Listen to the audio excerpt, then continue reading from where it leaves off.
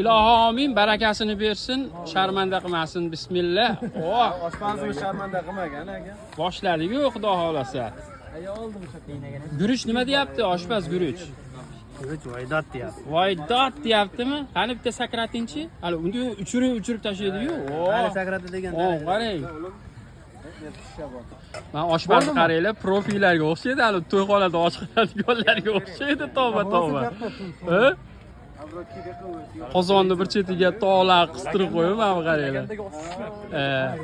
Nafaqat bitta, balki ikkita qozonda bo'ldi bu safar. Chunki davramiz asta-sekinlik bilan kengayib boryapti.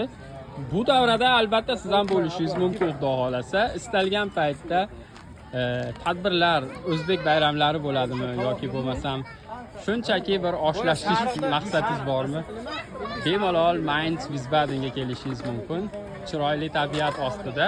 Sovuq kunlarda esa zallarni ijaraga olamiz va birga mana shunday to'planish tadbirlarini o'tkazib boramiz. Mana Abror shu yerda, kelin. Bu yerda endi yoshi kattalarni bobo deb o'rgatsak bo'lar ekan-a. Bugun uxlanma. Buva deb kelib tursa, yosh bolalar.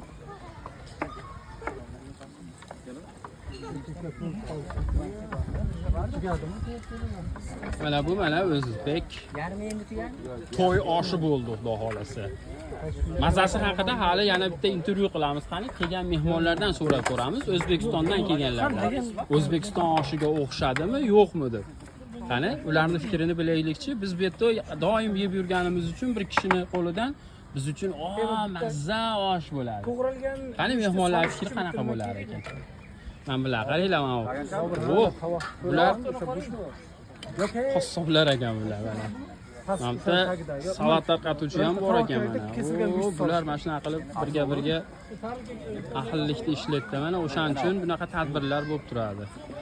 Bunaqa bo'lmasa, sanqil bo'lsa qayerda bo'ladi bu?